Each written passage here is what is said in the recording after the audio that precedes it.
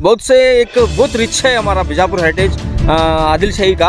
मैं रिक्वेस्ट करना चाहता हूँ एमएलए साहब को और डीसी साहब को और एएसआई को। मैं रिक्वेस्ट करना चाहता हूँ एएसआई और डिस्ट्रिक्ट एडमिनिस्ट्रेशन और बीजापुर के जो उसके जिम्मेदार हैं उसको एक टूरिस्ट स्पॉट बनाया जाए। नहीं, इसको फंड ला सकते हैं, फंड ला के इसको डेवलपमेंट कर सकते हैं। अप्रोच होके थोड़ा इसको फंड गिन दे के इसे देखो। ये हमारे इसलिए फेमस है कि यहाँ पे हमारे बसवेश्वर हैं और हमारा गोल गुम्बद है और बहुत सारे सूफी संत हैं यहाँ पे। इन्हीं की वजह से फेमस है बीजापुर। अब हम ये हमारी विरासत को निकाल दें तो बीजापुर ढूंढना पड़ेगा। ಎಲ್ಲಾ ಸಮಸ್ಯೆಗಳಿಗೂ ಪರಿಹಾರ ಸಿಗುವ ಏಕೈಕ ಜ್ಯೋತಿಷ್ಯ ಕೇಂದ್ರ. ನಿಮ್ಮ ಎಲ್ಲಾ ಸಮಸ್ಯೆಗಳ ಪರಿಹಾರಕ್ಕೆ ನಮ್ಮ ಗುರೂಜಿ ಇದ್ದಾರೆ.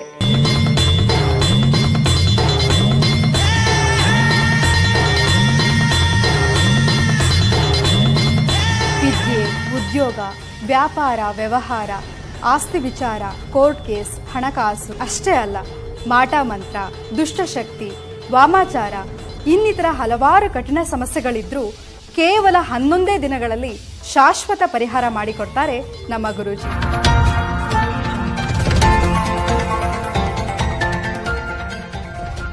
अस्सलाम वालेकुम बीजापुर।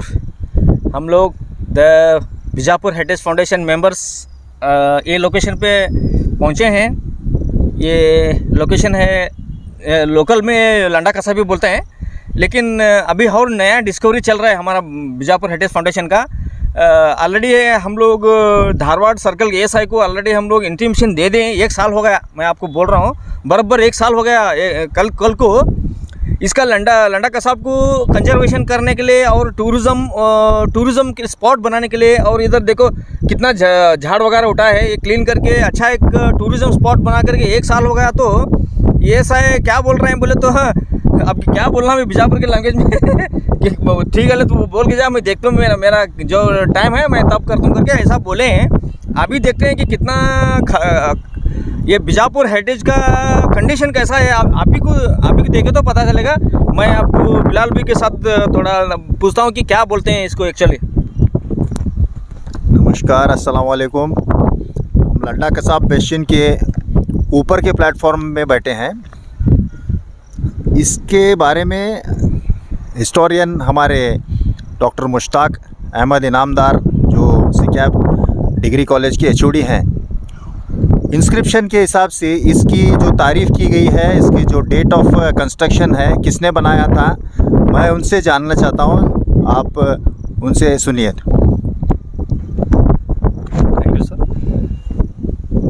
ये जो लंडा कसाब जो बेस्टन बनाया गया है, सो इसकी हिजरी में 1077 है। इंग्लिश में बोला 1077 हिजरी में बनाया गया है अली आदिल शाह के पीरियड में। तो इसको इस किले इस वेस्टर्न की मजबूती को देखकर अली आदिल शाह ने इसको एक नाम दिया है। मैं उस नाम को दोहराना चाहता हूँ, अलेक्जेंडर या सिकंदर किला बोल के बोला है। हम आप यहाँ देख सकते हैं, सही भी यहाँ पे आने के बाद इसको आप एनालाइज करेंगे तो इसकी मजबूती सिकंदर की जैसी ही है। सही है। आप इसके अलावा भी और कुछ थोड़े बात हमारे बिलाल भाई बोलते। सर, मैं पूछना चाहता हूँ कि मुग़लों ने जो आर्टिलरी फायर की थी, जो सीज ऑफ बीजापुर हुआ था सितंबर के जून और 1686 में जुलाई से शुरू हुआ था, उस वक्त की जो आर्टिलरी फायर हुई थी, हिस्टोरियन इमारत वाले कहते हैं कि इतनी ज़बरदस्त आर्टिलरी की गई थी इसके ऊपर। साउथ पोर्शन में जो सिलेक्ट किया गया था इस पोर्शन को तबाह करने के लिए, जो ख़ास इसके ऊपर फोकस किया गया था। अगर इसकी मजबूती को देखेंगे तो इसीलिए ये तबाह नहीं हुआ है सर। बिल्कुल सही है। मैं और एक बात आपसे ऐड करना चाहता हूँ। ये जो हमारा एस्टेब्लिशमेंट हुआ 1489 में, वहाँ से लेकर फॉल ऑफ बीजापुर तक 1686 तक ये किला कोई भी नहीं फतह किया। ये हमारे बीजापुर की शान है। इवन लास्ट में जब औरंगज़ेब साहब आए यहाँ पे तो सरेंडर हुआ हमारा आदिल शाह, ना कि ये फोर्ट के अंदर है, फतेह कोई भी नहीं करे अभी तक। तो इसकी मजबूती आप जान सकते हैं कितनी है। इसके वीडियो में आप देख सकेंगे कि जो इसका गिर्थ है, जो इसकी मजबूती है, वो चारों तरफ से हम आपको दिखाएंगे। इसके ऊपर की जो तोपें का साइज़ है, इससे लगता है कि इन्होंने इस किले की बहुत हिफाजत की है। इससे आर्टिलरी ज़बरदस्त फायर हुई होगी, इसलिए ये बचा है। इसके बाद जो वेस्ट में जो है वो भी अनडैमेज्ड है, उसकी जानकारी हम बाद में देंगे इंस्क्रिप्शन वाइज। सर हम उसके बारे में भी अगले वीडियो में आपसे बताएंगे। और हमारे हमज़ा भाई, मैं अभी एक बैकग्राउंड, एंशिएंट बैकग्राउंड के साथ सर को क्वेश्चन करना चाहता हूँ। एक मेरे पीछे एक गुम्बज दिख रहा है सर, मेरे पीछे एक गुम्बज दिख रहा है। मेरे को ये जानना है कि क्या बिलोंग्स टू द ये गुम्बज, तुम किसका हो सकता है? आप थोड़ा ब्रीफ में बताओ सर। हमजा भाई हमारे बोले वो जो टोम किसका है, तो ये बहुत ही एक रिसर्च का मामला था, हमारे लिए एक बड़ा टास्क था, क्योंकि इसमें बहुत दिन से हम एक रिसर्च कर रहे थे टोम किसका है। तो चंद रिकॉर्ड्स में एक आदमी का नाम आता है, उसका नाम है खान मुराद खान या मलिक मुराद खान। जब मलिक मुराद खान के बारे में हम स्टडी करना स्टार्ट किए तो रायचूर के जो मुदगल फोर्ट है, मुदगल फोर्ट में उसके 40 इंस्क्रिप्शन है। 40 इंस्क्रिप्शन हैं और 40 से भी ज़्यादा इंस्क्रिप्शन है। सो इस इंस्क्रिप्शन में इंफॉर्मेशन मिलता है कि मुराद खान ने बहुत सारे फोर्ट के वॉल्स बनाए, बुरुज बनाए और ये बाज़ार बनाए। तो ये पूरे वहाँ पे इंस्क्रिप्शन में बाज़ाब्ता हमारे को रिकॉर्ड मिलता है। और ये मुराद खान जो हम बोल रहे हैं, अली आदिल शाह और इब्राहिम आदिल शाह के दोनों दरबार में था। ओहो सर इनका इंस्क्रिप्शंस के अंदर पढ़ा गया है कि इनका टाइटल गाजी है। How powerful he was sir? So actually मैं आपसे जब इसके बारे में हमारे एक हम्पी के सर हैं डॉक्टर सोमशेखर बोल के, तो फर्स्ट बार उन्होंने एक आर्टिकल लिखा था इसके बारे में। तो जब मुझसे वो कांटेक्ट किए, खान मुराद खान कौन है, थोड़ा उसके बारे में हम बहुत नहीं जानता था, जो भी जानकारी थी थोड़ा बहुत मैं उनको दिया। तो इंस्क्रिप्शन में भी है और यहाँ पर उनके नाम से बाज़ार भी है। तो हम सर्च करना स्टार्ट किए तो ये पता चला कि ये आदमी इतना पावरफुल है। आप बोले गाजी, गाजी मीन्स कॉन्क्वर। तो ये गाजी खाली हम हिस्ट्री में देखें तो किंग्स को है। ये पहला ऐसा आदमी है जो वज़ीर है गाजी रख लिया है। लाइक अफजल खान बहुत कम लोग हैं ऐसे जो इनको ये बड़ा जो टाइटल दिया गया है। इसके अलावा और एक इम्पोर्टेंट और क्या बोलते हैं उसको, चौंकाने वाली जो बात है वो ये है कि इसके जो मुराद खान जो हैं बहुत सारे टाइटल हैं उनके, और वो टाइटल कैसे हैं, कन्नड़ में है। कन्नड़ में दिया गया है। हम देखते हैं बादशाह गाजी फारसी है, उर्दू है और दूसरे हम देखते हैं, मगर मुराद खान जो टाइटल जो अडॉप्ट किए हैं वो पूरे कन्नड़ है। कन्नड़ा में थोड़ा कन्नड़ में क्या है, हमें जानना चाहते हैं सर। एक्चुअली उन्होंने कम फ्रॉम जो कहाँ से आए सर, वो थोड़ा बताओ सर। एक इंस्क्रिप्शन इसके बारे में रेफर मिलता है तो इन्हों कुतुब शाही से आए, कुतुब शाही डायनासिटी, हाँ हैदराबाद से। एक्चुअली कुतुब शाही के दरबार में फाइनेंस मिनिस्टर थे, तो वहाँ से इधर आए। तो यहाँ पे भी उनको अच्छी पोजीशन मिली, क्योंकि वो मैं बोला ना, गाजी एक मामूली आदमी नहीं रख सकता। कितना पावरफुल था इसमें हम जान सकते हैं। जहाँ तक इनका जो पावर का हिसाब है और जो ताकत का हिसाब है तो इनके टाइटल से मालूम होता। मैं एक थोड़े बहुत टाइटल आपको कन्नड़ में सर आप टाइटल पढ़ के इनके टाइटल्स हमारे और व्यूवर्स को बताइए सर। ये बहुत सारे टाइटल्स जो कन्नड़ में हैं, जहाँ तक मैं समझता हूँ मोहम्मद आदिल शाह का भी एक कन्नड़ में था। उसके अलावा इनके एक 15-20 जो है कन्नड़ में। फॉर एग्जांपल अरीगढ़ विभाड़ा, अरी मीन्स यहाँ हम शत्रु को बोलते हैं, उसको नाश करने वाला। ऐसे ही अरीगढ़ हृदय शूला, तो साम्य वैरी के डर पैदा करने वाला। और अरिराया मानमर्दना, जो सामने वाले को पूरा खलास करने वाला, ख़त्म करने वाला, सर्वनाश करने वाला। उसी तरह अड़ी तप्पू और मिंडा, ये बहुत ये ऐसे टाइटल्स हैं, ये मामूली टाइटल्स नहीं हैं।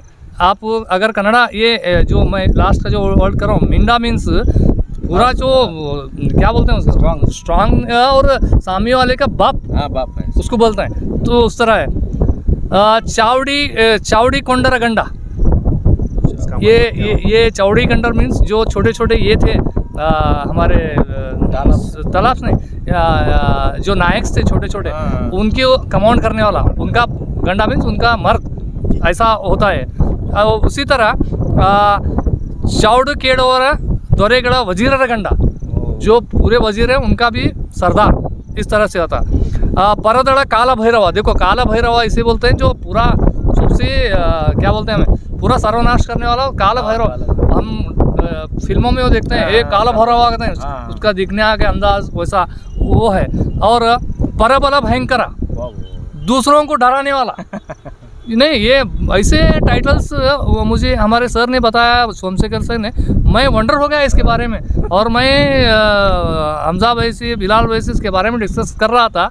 तो जब ये जाके एक हद तक आया मैं कि ये टॉम जो दिख रही है वो किसकी है, मुराद खान की है।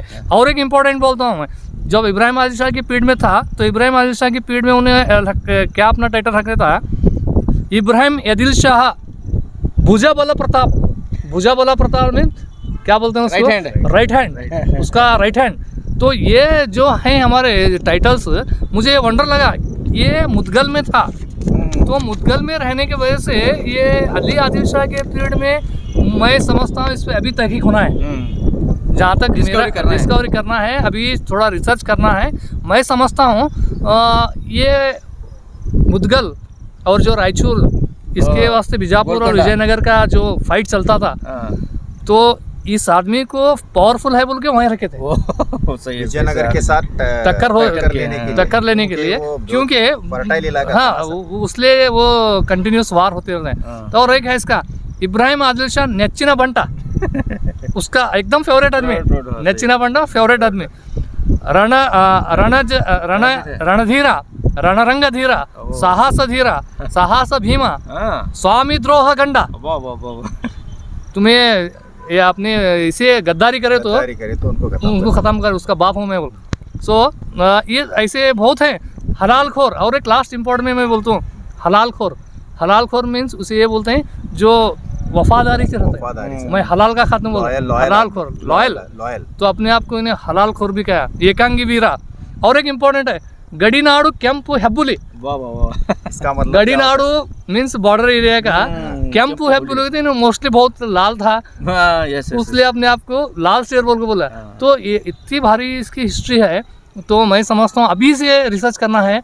मैं यहाँ से दावत देता हूँ सबको इसके बारे में और थोड़ा रिसर्च करें। ठीक है सर, शुक्रिया सर। मैं एक और सवाल पूछना चाहता हूँ। जहाँ तक 1888 में जो ब्रिटिशर्स ने मैप निकाला था इस फोर्ट का, सदर्न फोर्ट का, जहाँ लंडा कसाब के ऊपर जो हम खड़े हैं, उसके नॉर्थ पार्ट में जो भी टूब से लेके जो इलाका नज़र आ रहा है यहाँ पे, इसको ब्रिटिशर्स ने मुराद खान बाज़ार दिया है। ये क्या उन्हीं के नाम का बाज़ार था ये? जी हाँ, यहाँ पे आप देख सकते हैं जो हमारे शकील भाई दिखा रहे हैं आपको, जो टोम है उसमें एक छोटी मस्जिद भी है, एक मस्जिद और टोम दोनों हैं, तो वो उसके हैं। और ये जो पूरा बड़ा इलाका है, ये जो अब ये पूरा बाज़ार था, मुराद खान बाज़ार, उसके नाम से ही मुराद खान बाज़ार था। तो वही मैं बोल रहा हूँ कि इतना पावरफुल आदमी का जो हिस्ट्री है, अभी थोड़ा रिसर्च करना है उसको, अभी थोड़ा उसके बारे में, क्योंकि जानकारी लेना है। बहुत सारी हमारे ये क्या हमारी हिस्ट्री की कमज़ोरी क्या है, जैसा मुग़ल में हर चीज़ मिलती है वैसा हमारे पास मिसिंग है। अब जो बचे हम उसके वो ही बताया जाना है। और एक इनके साथ जो ज्वाइन हुए थे मुराद खान के साथ, जो खान मुस्तफ़ा खान, वो अली आदिल शाह के बहुत ही चहीते नोबल थे। तो चांद बीबी के एक राइट हैंड माना जाता था खान मुस्तफ़ा खान। ये दोनों गोलकुंडा से थे सर?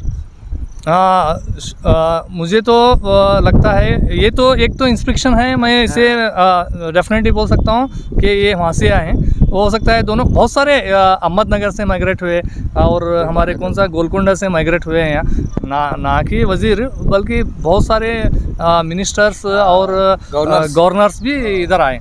एक बुक इमारत वाले सर की बुक में मैं पढ़ा था कि he came from Golconda, earlier he was noble in Golconda. नहीं डेफिनेटली हो सकता है, मैं खान बोल रहा मुस्तफ़ा हूँ खान। अब हमारे बहुत सारे जो वज़ीर हैं सो इंपोर्ट किए गए हैं वो। ठीक है दूसरे सर, से। बहुत बहुत शुक्रिया सर। हमजा भाई कुछ बोला। ये अभी हमारे सर ने एक ब्रीफ में इसके बारे में हमको नॉलेज दिया है, मैं शुक्रिया अदा करना चाहता हूँ द बीजापुर हेरिटेज फाउंडेशन तरफ से। और नेक्स्ट एपिसोड आएगा हमारा एक खोज, नेक्स्ट खोज में आपको इंतज़ार करो। और एक बात मैं रिक्वेस्ट करना चाहता हूँ डिस्ट्रिक्ट एडमिनिस्ट्रेशन और हमारे जो नगर सभा शासक हमारे एमएलए साहब को कि अभी इतना खंडर हो चुका है हमारा हेरिटेज आज का, बहुत रिच है हमारा बीजापुर हेरिटेज आदिल शाही का। मैं रिक्वेस्ट करना चाहता हूँ एमएलए साहब को और डीसी साहब को और एएसआई को, ये आके थोड़ा देखो कितना डैमेज हो चुका है। इतना एक वैल्यूबल एक कैनान्स बेस्टेंस है, कैनान्स हैं इधर, कितने जल्दी होते हैं उतना जल्दी एक मैं ऑलरेडी एएसआई को बोल चुका हूँ टूरिज़्म स्पॉट बना के आइंदा एक बड़ा एक मुल्क के मैदान जैसा एक टूरिज़्म स्पॉट बनाने के लिए मैं रिक्वेस्ट करना चाहता हूँ। थैंक यू दोस्तों। मैं रिक्वेस्ट करना चाहता हूँ एएसआई और डिस्ट्रिक्ट एडमिनिस्ट्रेशन और बीजापुर के जो इसके ज़िम्मेदार हैं, इसको एक टूरिस्ट स्पॉट बनाया जाए। जैसे कि मलिक मैदान गन का जो बेस्टिन है उसकी जैसा एक गार्डन बनाकर अगर इसको बनाएंगे तो लोग यहाँ पर आएंगे। और उसका रास्ता भी थोड़ा सा अब खस्ता होने लगा है, इसको अगर गिर जाएगा तो उसको भी थोड़ा सा बनाकर मजबूत बनाकर इसे गार्डन बनाने की रिक्वेस्ट है मेरी।